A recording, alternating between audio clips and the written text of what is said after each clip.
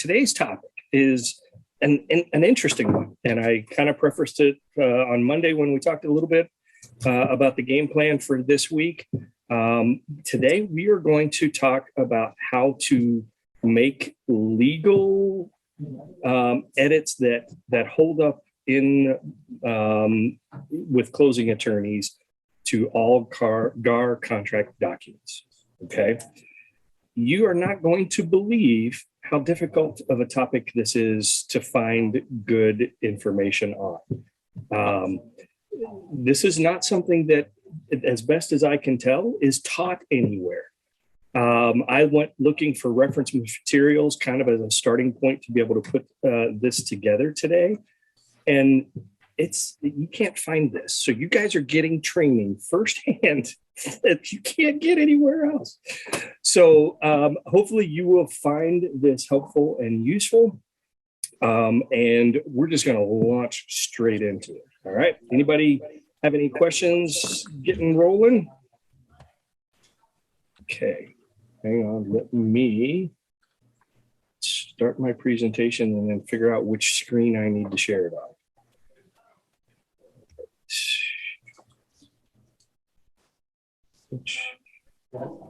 Which one? Okay, y'all looking at my desktop? Somebody help me out. Yes, it's there. Okay. Except for that is not the screen that I wanted to show you. This is the screen that I wanted to show you. Hang on a second, folks. Let me fix this.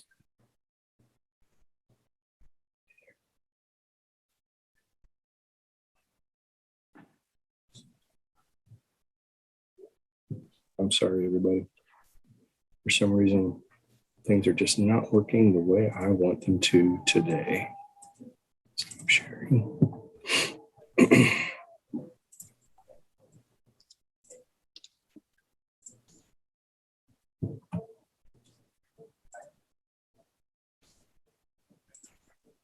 Okay.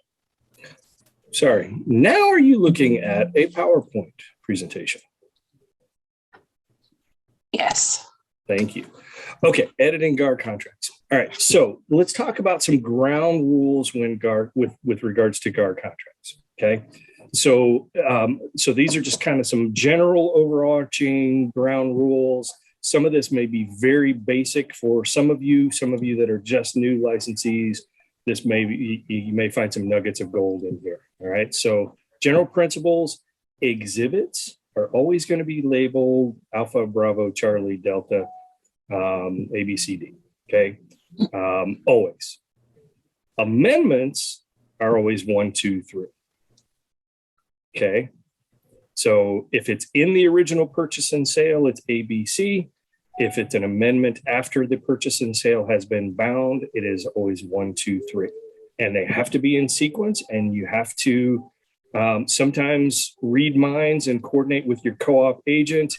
Did you both draft amendment number 2 at the same time and submit it to each other? And now you've got 2 amendment numbers 2s. Do you have 1, 2, and 4, but 3 doesn't exist? Your closing attorney is going to ask you, okay, where's number 3? Either the closing attorney or the lender is going to say, wait a minute, there's amendment that we don't have as part of the contract. How do we fix this? All right. We as agents should never make any changes, additions, or edits to any of the following 3 documents. The 2 disclosures, seller's property disclosure and community association disclosure. And then the third thing that we never make changes to is completion. You know, you only make changes to your side of the lead-based paint exhibit. You would never change something that changes a disclosure on one of those documents. For the seller's property and community association disclosure, did you ever notice those don't have your signature on them anywhere, do they? They do not. They only have the buyer's signatures and the seller's signatures. And that is not an accident. That is by design. Okay. That is because that is a disclosure document that is between the buyers and sellers and has nothing to do with you. Okay. I am going to go into a brief story time to help illustrate why your pen, figuratively or proverbially, literally, should never touch a seller's property disclosure or community association disclosure document. All right. So when I was young, new in my career, much like many of you, I got told this story and it really impacted my brain and made me think about this. I was working with an experienced mentor to me, listing agent. His seller called him one day when he was driving, juggling, you know how we are, we juggle 6 balls in the air at the same time. And his seller said, you know what, I've decided to change the refrigerator that I was going to leave in the house. I've decided to go ahead and take it with me. Can you make that change on the seller's property disclosure? He was driving, eating a sandwich at the same time, and he said, yeah, sure, I'll make that change. He forgot to do it. Okay. Closing day comes. And so that was before the home ever went under contract. Closing day comes. He's got the listing. The buyer's agent does the final walk and says, wait a minute, the refrigerator's supposed to be here. Oh no, we took that out. Guess what? No, it's in the seller's property disclosure. That checklist on the next to the last page of the seller's property disclosure said there's supposed to be a refrigerator here. Guess what? That agent remembered. What did he do? He took his commission check and he went and bought the people a new refrigerator. Okay. You don't want to be that. So that's why your pen, figuratively, literally, never should touch that paper. If in that scenario, what he should have done when his client said that was, you know what, I'm going to send I'm going to get back to my desk. I'm going to send the disclosure document to you. We're going to do a pen and ink change, and then we'll repost it on the MLS. Okay, we good about that? Gotcha. Okay, we back. So once an offer has had the binding agreement date entered, the only way to make changes to that GAR contract package is via an amendment.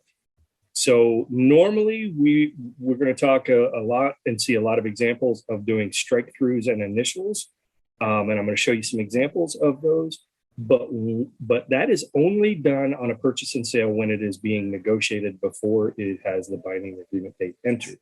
After the binding agreement date has been entered, there is no other way to change any of the terms of a purchase and sale agreement of a binding contract other than to do an amendment after the fact. Okay. Slide not advancing. Here we go. Okay. Some other overarching changes and ways to edit a car contract document. When there's not enough room on any of the contract documents, use the little checkbox for things like the additional special stipulations. So that, notice there's not enough room to contain most special stipulations.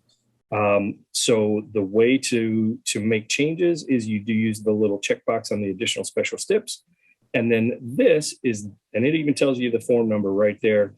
Sorry, or even tells you the F246. This is the F246. And this is a full page document, blank, with plenty of room for you to add those special steps. Okay. In addition to special steps, there's also an additional signatures page. Okay. So on all of the purchase and sales, amendments, everything, there is places for 2 signatures. Anybody ever had an estate sale where there was 4 siblings that were all 4 of them on the contract and required all 4 signatures, but you've only got places for 2?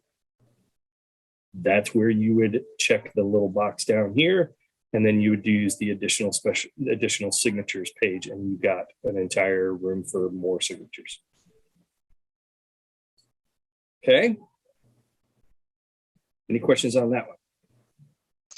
Yeah, quick question. Just because I've never done it, after you do the additional signature page, do you add that in the purchase and sale? You know, like the little this is part of the contract section? Probably a very good idea. Yes. Okay. So if you had already bound the contract with one person's signature and then you found out that there were two more, you're going to have to do an amendment, adding those additional people, and then have all of the parties sign it, including this additional signature page. Okay. That makes sense? Okay. So, you have the additional special steps, then you have additional signatures, and then you have a generic document that is an additional page. If anywhere in the contract document, either whether it be the amendment to address concerns, whether it be a generic amendment, if you needed a large page, you have a blank additional page with nothing in it other than initials at the bottom, and you can use this for just about anything. I can't even remember the last time I've used this, but it's nice to know you got it in case it comes up. Okay. All right. Now let's talk about when you're editing and making any changes in a contract document. These are governed by one little paragraph B4. I think that's an L, not an I, in the purchase and sale agreement, and it is titled Rules for Interpreting this Agreement. These are how the closing attorneys and us as agents govern any changes that are made within a contract document. And it simply reads, in the event of internal conflicts or inconsistencies in this agreement, the following rules apply for how conflicts or inconsistencies shall be resolved will apply. Okay, so 1, any handwritten changes shall control over any pre-printed or typed provisions within the contract document. Does that need any more explanation other than that? So in other words, if you've got the pre-printed body language of a contract document, and then you've got a handwritten, something that handwritten over it, the handwritten is going to govern. Okay. Exhibits shall control over the main body of the agreement. So one of the exhibits, A, B, C, D, is going to rule over what is in the purchase and sale agreement. Special stipulations shall control over both exhibits and the main body of the agreement. Do we need examples of these? I don't think we do. I think you guys are pretty savvy with this one. Okay, this last one is one that is critically important, especially in the market that we're in right now. Notwithstanding the above, any amendatory clause contained in an FHA or a VA exhibit shall control over inconsistent or conflicting provisions contained in a special stipulation, another exhibit, or the main body of the agreement. Okay, what does that mean in the current seller's market that we're in right now? Jay actually had this come up. So a lot of people are writing appraisal skips, right? And essentially they're trying to override, but that's not going to happen with FHA and VA, correct? That is absolutely correct. They explicitly say you're not paying more for this house. That is absolutely correct. Okay, so in the seller's market, what a lot of agents are doing are putting in appraisal gap coverage. So in other words, the house is listed for 200. We went under contract at 220. When I put the offer in, we said our purchase price is 220. We're including, it's an FHA loan, and we're putting an appraisal gap in of $20,000. Okay, so if the appraisal comes in anything less than 200, my client's still moving forward with it, but it's FHA. Does that special stip that has the appraisal gap coverage, does it mean anything?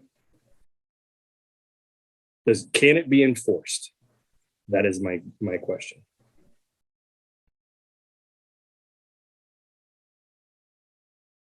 Go ahead, Julie. I know you want to answer. She's got her finger on the unmute button. The answer, according to paragraph 4 right here, it can't be enforced. Okay.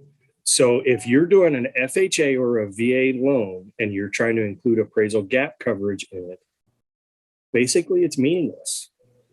Okay, it cannot be enforced because the amendatory clause is going to rule over anything that you've written in the special steps. Does that make sense? Now, you're a smart agent and you're getting coached and trained well. There are a lot of other agents out there that don't know this. Okay. So if you're writing an offer and your client is an FHA, could you include gap coverage in your thing and feel confident that it may help you win the bidding war? Can it be enforced? Nope. Okay. You know this. The other side may not know this. I'm just throwing that out there. Okay. Anything to give you guys an advantage. That makes me want to start just doing FHA loans all day. I hear you. I understand completely.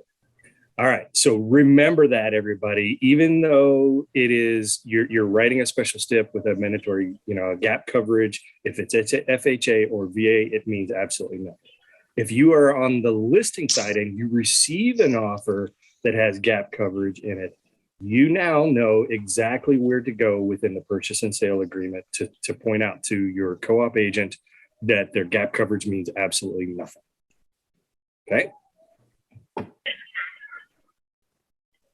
Let me get to my next slide. All right. So now, by far the most common way to edit any type of a car contract is the proverbial strike through and initial by both parties. All right. This is so what I have done, and then the following 5 or 6 slides are literally examples from within my own business of changes that have been made to a contract. And these are actually fairly common occurrences that you're likely to see in your business. All right. You guys have you've done any training with me at all, you've known that I'm not a fan of putting unreasonable suspenses of my time limit of my offer is about to expire and in the seller's market expecting the listing agent to respond quickly. This is a seller's market. Don't put a tight timeline on here because it mandates this exact process and creates an additional step. In this case, we weren't able to get back to them and go binding on this contract until the day after it had expired. Okay. So if I had bound this contract on the 18th and it had an expiration date on the 17th, is it a valid contract? It's not. But a simple strike through on the date and a new date and all parties' initials indicated on here makes it completely legit. Okay. Any questions on this? Here's another one. Does everybody recognize this? Go ahead. So would that be, is that a clean copy or would it be better just to do an amendment after, because at this point you would have had a binding agreement date, right? No, this was done before this was done as it was being bound or before it was at the same time. Yeah. Okay.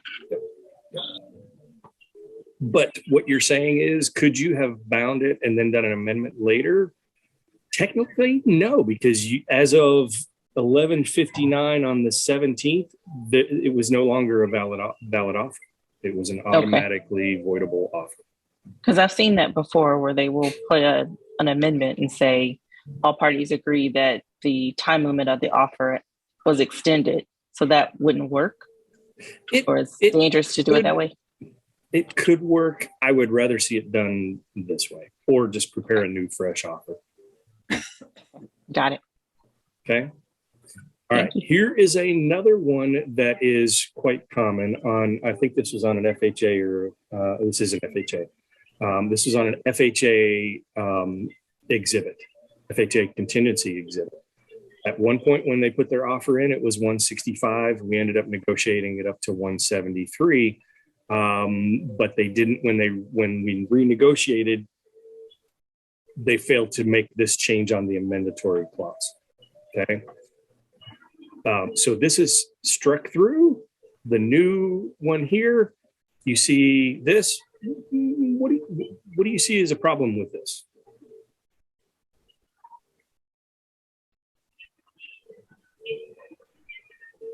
What's it missing? Signatures. Yeah, I only see half of the equation here.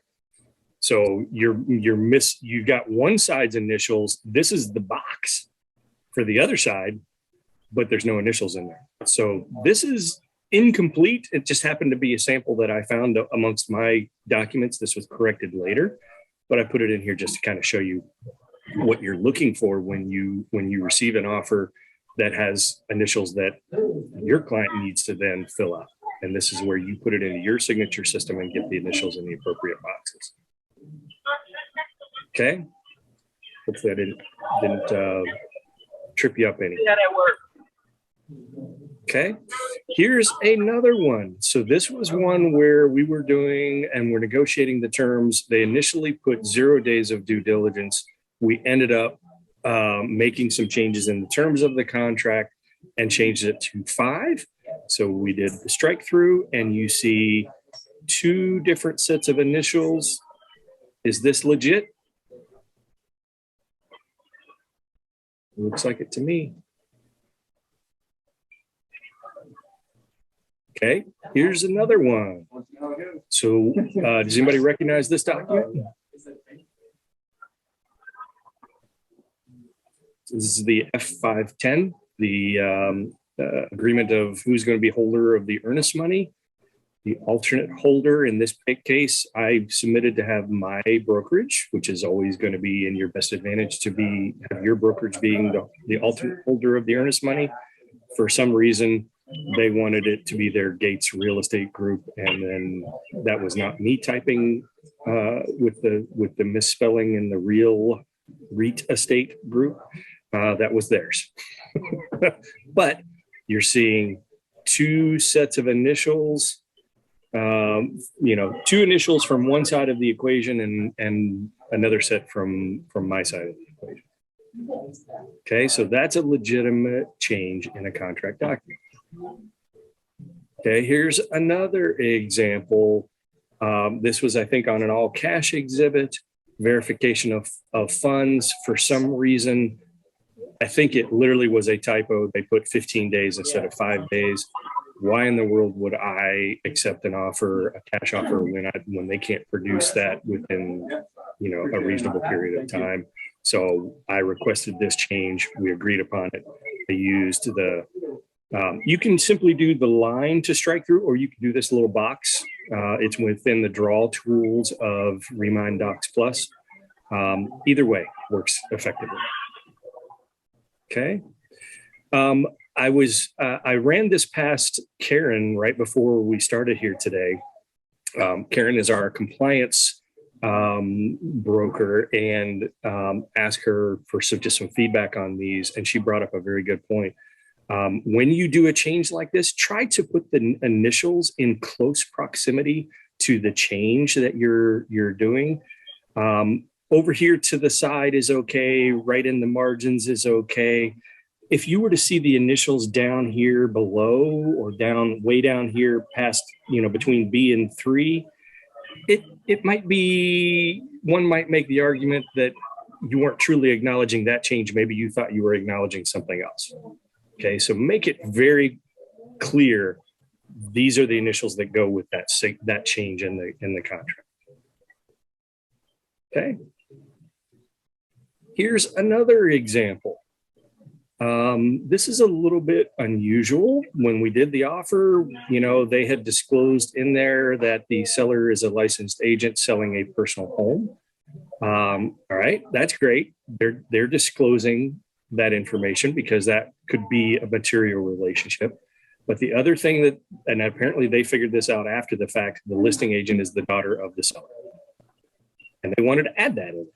Frankly, it didn't change the material relationship, in my opinion, but if they want it, I'm going to put it in there, and we've got the appropriate initials. Technically, you wouldn't really have to if you're I mean, you would be working in the same interest for the seller, right?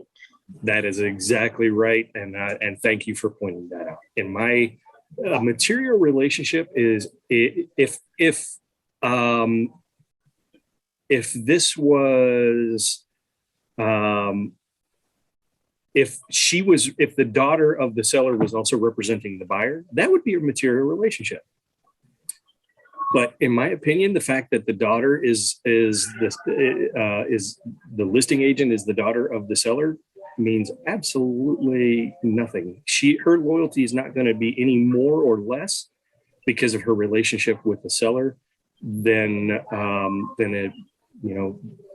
it doesn't give her any kind of an unfair advantage. So it's not a technical material relationship, but we as agents have been trained to over disclose with regards to material relationships, and I think that's a safe thing.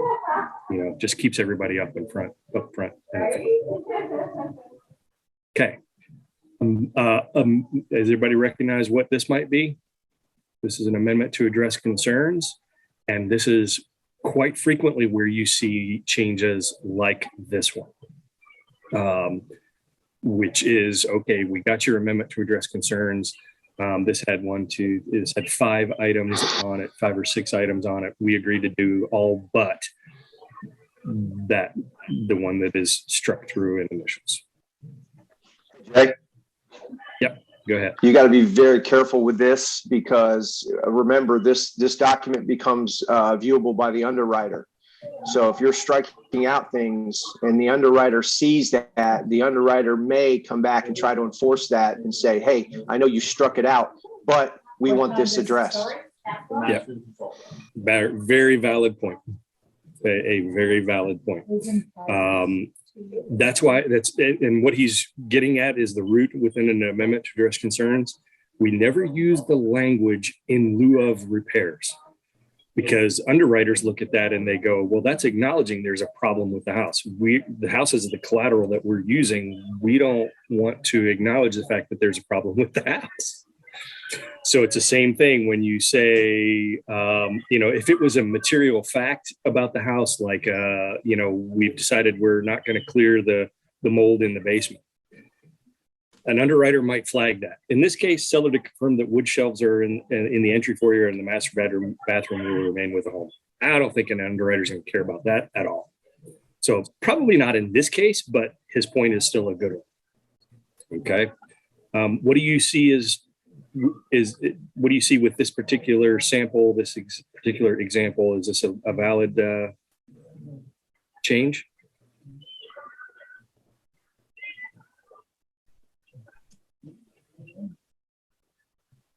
Is it missing the other side? Yeah. That's a husband and wife. They've only done half of theirs, and we're still in this particular example, we were waiting for the other side to come back. So I'm throwing you some curveballs in here now. You're doing great. Good job. Okay, second most used way to edit the terms of a contract is obviously the amendment. Okay, there is one generic purpose amendment form that is the blank GAR F701, and little known and not as widely used, there are 11, for lack of a better term, special purpose amendment forms that have a specific objective in mind for that amendment, very limited in their scope. And we're going to look at some examples of those. Okay. So this is the GAR F701 amendment form. Everybody should be very familiar with this. It literally is blank. Okay. And here's an example of where you might use that additional page, the F801. All right. And this is where you would literally write whatever it is in here.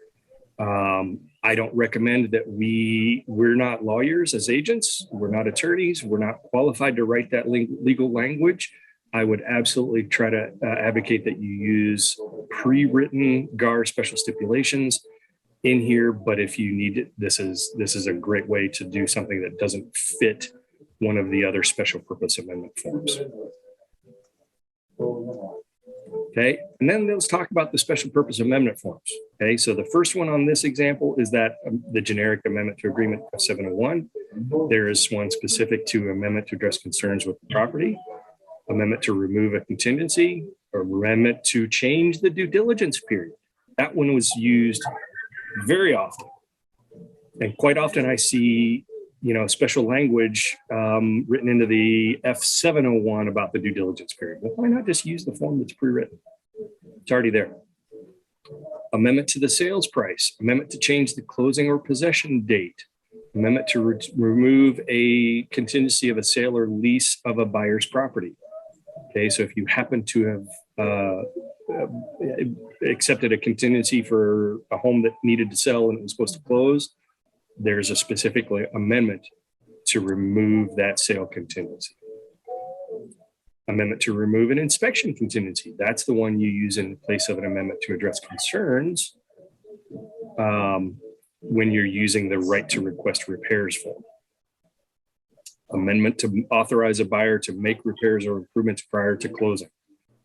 I've never used this one. Don't recommend that you do it either. This one would have been more popular probably back in the REO days, when there was bad properties out there that needed to have repairs done in order for them to qualify. Okay, there's also an amendment to a brokerage agreement. There is new construction change order forms. And I love this one.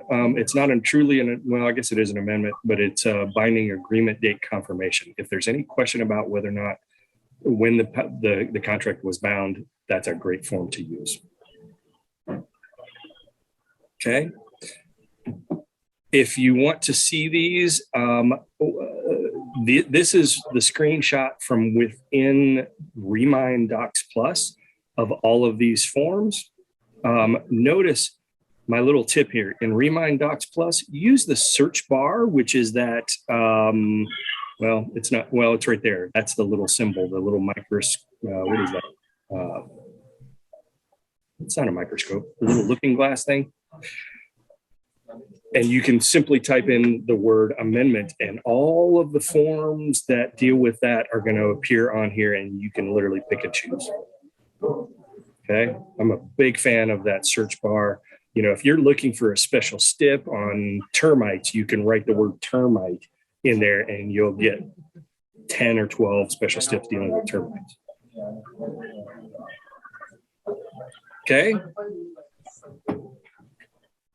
I have gone a whole 4 minutes over. What questions do you have, everybody?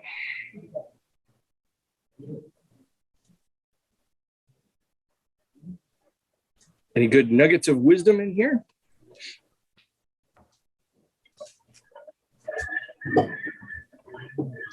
Jay, this contract, nothing is official until it's signed. A lot in this market, we're back and forth with text messages and emails, and a lot of companies are sending back counters to an email form. That is not official. You get excited when they say, hey, I'll accept your offer. But in this seller's market, if it is not signed, it is not official. You are absolutely right. In all cases, that is pretty much the truth. Okay. So until it has a binding agreement date, and I would even argue until it's been turned into your broker, i.e. the help desk,